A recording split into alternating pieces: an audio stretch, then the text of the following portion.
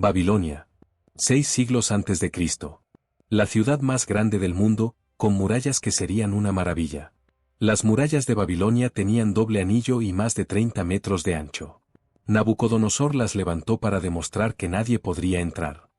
Nabucodonosor construyó canales y un gran puente. Sin el río, Babilonia no existiría. La puerta de Istar, construida hacia 575 a.C., brillaba con ladrillos azul lapislázuli. Decorada con animales sagrados, anunciaba a los viajeros que habían llegado al centro del mundo. Babilonia. 600 años antes de Cristo. La ciudad más poderosa de su tiempo. Las calles de Babilonia eran estrechas y laberínticas. Las casas no tenían ventanas, la vida ocurría en patios interiores.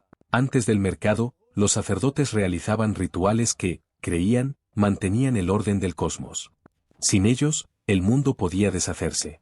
El pan era básico en Babilonia, junto con la cerveza. Los templos producían miles al día para sacerdotes, trabajadores, y para los dioses, que recibían ofrendas diarias. La escritura cuneiforme era clave en Babilonia. Los escribas, tras sacerdotes y soldados, sostenían el imperio. Sin ellos, no había leyes, comercio ni administración. Las calles de Babilonia tenían nombres y barrios propios. Había zonas de herreros, tejedores y mercaderes. Babilonia era el centro del comercio antiguo. Llegaban caravanas de Arabia, mercaderes persas y barcos del Golfo. Era, literalmente, el mercado del mundo conocido. El río era vida, y también riqueza. El ejército de Nabucodonosor conquistó Jerusalén y derrotó a Egipto. En Babilonia, los soldados no eran solo guardias, eran el símbolo del poder que sostenía la ciudad. Los astrónomos babilonios observaron el cielo durante siglos. Buscaban a los dioses, y terminaron creando la base de la ciencia. El pan y la cerveza eran la base de Babilonia. Salarios, contratos y ofrendas se medían en ellos. La edubba, la escuela de tablillas, formaba escribas. Solo los ricos podían acceder. El mercado de Babilonia era uno de los mayores del mundo antiguo. Allí también circulaban noticias, se hacían alianzas y se resolvían disputas. El lapislázuli de Babilonia venía desde Afganistán, a miles de kilómetros. Babilonia no tenía monedas, se usaba plata o grano medido. Su sistema de pesos fue tan preciso que pasó a Grecia y Roma. Los animales eran riqueza en Babilonia. Bueyes, ovejas y cabras sostenían la vida. También eran ofrendas. La esclavitud era legal y central en Babilonia. El código de Hammurabi regulaba sus normas. Los esclavos podían pertenecer al rey, templos o particulares. Era distinta, pero seguía siendo esclavitud.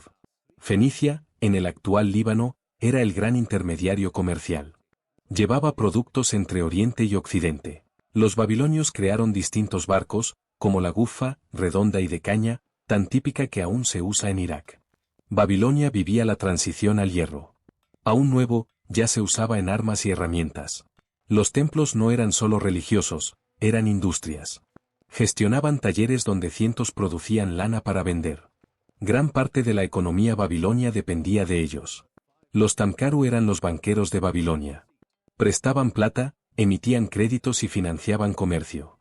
La cerámica no era solo utilitaria, era tecnología. Permitía almacenar grano por años.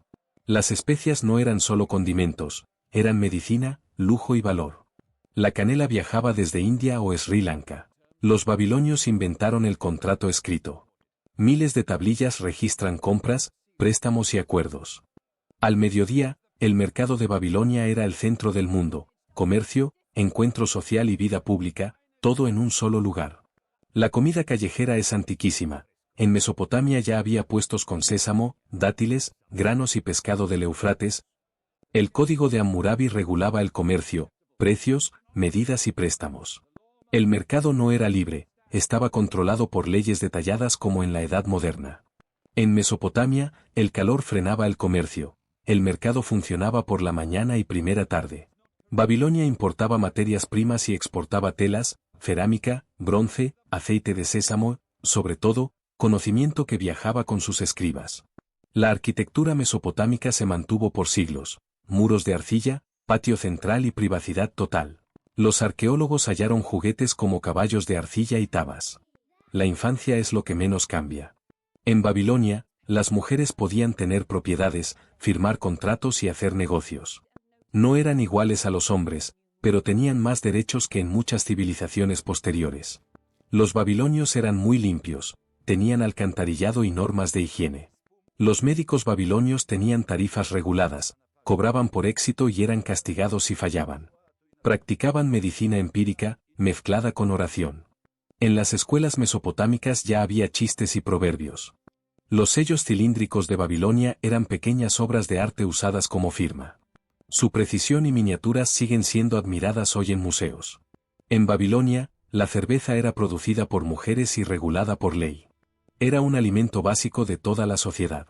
La epopeya de Gilgamesh, el primer gran poema, narra amistad, vida y muerte. Fue escrita miles de años antes de Homero y considerada la mejor historia. En Babilonia, la vida urbana creaba comunidades fuertes, las vecinas formaban redes de apoyo tan sólidas como la familia. El arte del palacio de Nabucodonosor II mostraba procesiones, caza y guerra. Era propaganda en piedra, muy efectiva. En Babilonia, los muertos se enterraban bajo las casas. Los antepasados seguían formando parte del hogar y recibían ofrendas. Los babilonios tenían teoría musical, modos, escalas e instrumentos. La música estaba en templos, cortes y vida pública. El juego real de Ur es el juego de tablero más antiguo conocido, jugado hace miles de años en Mesopotamia. En Babilonia, el parto era asistido por comadronas y guiado por conocimientos médicos y fe. Cada nacimiento era un milagro. El palacio de Nabucodonosor II era un complejo enorme de patios, salas y oficinas. Su escala mostraba físicamente la distancia entre el rey y los demás. El ejército de Nabucodonosor II era profesional y permanente, pagado por el Estado. Entre los deportados a Babilonia estaban los judíos de Jerusalén, en el 586 a.C. El exilio marcó la historia del judaísmo y su tradición bíblica. El salón del trono de Nabucodonosor II tenía paredes de ladrillo vidriado y mostraba al rey como figura divina entre guardianes monumentales. Nabucodonosor II reinó 43 años y convirtió Babilonia en la gran ciudad del mundo antiguo. El imperio neobabilónico fue una gran burocracia con miles de registros de impuestos, comercio y decretos. La escritura lo hizo posible. Las reinas babilonias tenían sellos, propiedades y administración propia. La reina madre solía tener gran poder político dentro de la corte. Los banquetes reales en Babilonia eran actos políticos que afirmaban estatus y alianzas.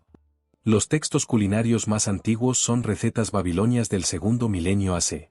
Su cocina era sofisticada, variada y llena de especias. El imperio neobabilónico dependía de mensajeros con tablillas selladas. La información tardaba semanas en llegar y limitaba el funcionamiento del imperio. Los astrólogos babilonios registraban omens diarios que influían en decisiones del Estado. Era un sistema complejo de correlación entre cielo y tierra. Nabucodonosor II fue el gran constructor de Babilonia, palacios, templos y la puerta de Istar. Sus obras eran el lenguaje de su poder. Babilonia en el siglo VI a.C. era el centro político del mundo antiguo. El arameo era la lengua común de la diplomacia. La globalización no es moderna. El Esagila era el templo de Marduk y centro sagrado de Babilonia. Rey y religión estaban unidos, el poder dependía del favor del dios. En Babilonia, los dioses recibían ofrendas de comida diaria en los templos. Luego esa comida se distribuía entre los sacerdotes. El Etemenanki era el gran figurat de Babilonia, reconstruido por Nabucodonosor II. Probablemente inspiró la Torre de Babel. Los templos de Babilonia eran grandes centros económicos que empleaban a miles de personas. Garantizaban raciones, trabajo y protección religiosa. La hepatoscopia babilonia estudiaba el hígado con modelos y reglas. Era un sistema de interpretación basado en siglos de observación. El Akitu era el gran festival babilonio donde el rey renovaba su poder ante Marduk. Recordaba que su autoridad dependía del permiso divino. Los lamentos sumerios eran antiguos textos rituales cantados por sacerdotes en una lengua ceremonial, incluso cuando ya no se hablaba. La religión babilonia era accesible a todos, cualquiera podía rezar y ofrecer ofrendas a los dioses. Las Naditu eran mujeres nobles que vivían en el templo, gestionaban su propia herencia y administraban bienes y préstamos dentro del ámbito sagrado. El Etemenanki, o Torre de Babel, era el centro espiritual de Babilonia y unía cielo y tierra en su simbolismo religioso y político. Los jardines colgantes son una de las maravillas antiguas, aunque no hay prueba arqueológica definitiva de su existencia. La innovación de los jardines colgantes era su sistema hidráulico para elevar agua desde el Éufrates. Era una obra de ingeniería avanzada para su época.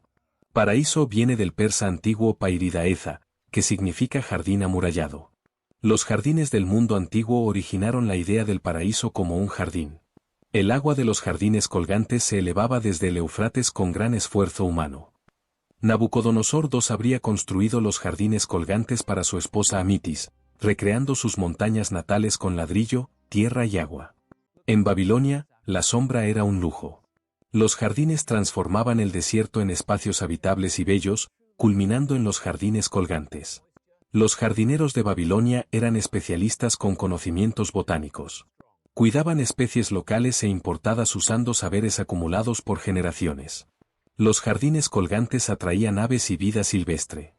La literatura babilonia veía los jardines reales como símbolos del poder divino del rey. Maravilla y propaganda eran lo mismo. Ver Babilonia desde los jardines colgantes era ver un mundo ordenado y completo. El poder se expresaba en altura, agua y verde frente al desierto. Al atardecer, los jardines colgantes debían ser una vista extraordinaria. Los jardines colgantes desaparecieron con el tiempo y solo quedaron los textos y la imaginación, sin restos arqueológicos confirmados. Los textos mesopotámicos registraban plantas, sus usos y orígenes. Los jardines reales eran colecciones vivas de conocimiento botánico. De noche, los jardines iluminados mostraban el poder y la riqueza de Babilonia en medio del desierto. Las ciudades antiguas tenían vida nocturna, guardias, rituales, panaderos y tabernas. La noche era otro modo de la ciudad. Los sacerdotes del Esagila realizaban rituales ante Marduk 4 veces al día, incluso de noche, considerados los más poderosos y cercanos a lo divino. El legado más duradero de Babilonia es la astronomía, el zodiaco, la semana de 7 días y el cálculo de eclipses. El Éufrates existía antes y después de Babilonia. El río es más antiguo que todos los imperios que vio nacer y caer. Babilonia fue conquistada por persas, griegos y partos, y luego desapareció lentamente. Hoy sigue viva en la memoria y la arqueología.